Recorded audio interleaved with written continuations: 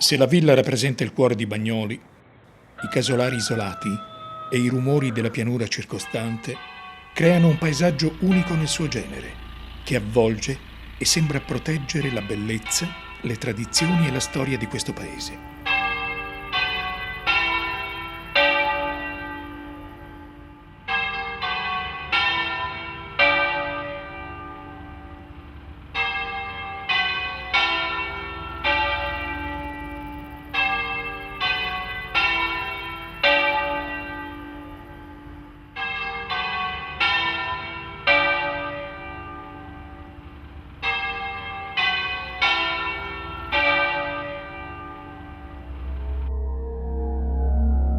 Questo è forse uno degli edifici più antichi della campagna che circonda il paese, l'oratorio di San Daniele. Secondo questa iscrizione, risalirebbe al 1474.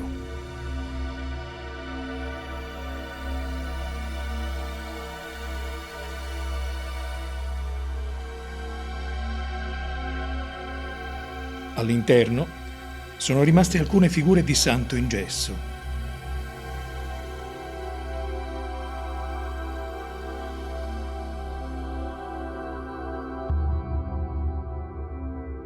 Davanti all'altare i segni di una tomba.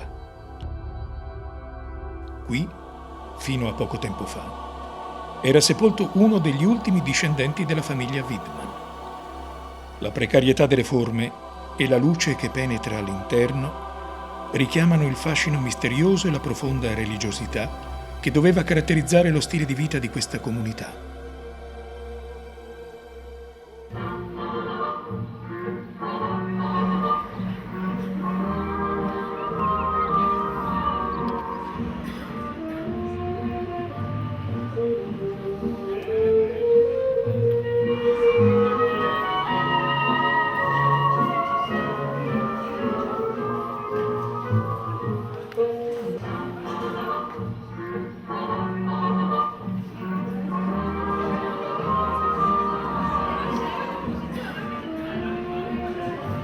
Un paese senza teatro, si diceva una volta, è come un giardino senza fiori.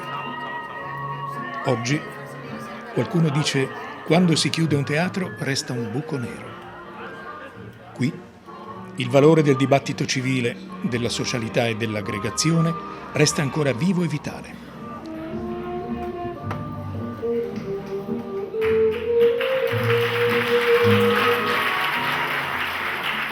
La magia del teatro all'imbrunire comincia e coinvolge molta gente a Bagnoli.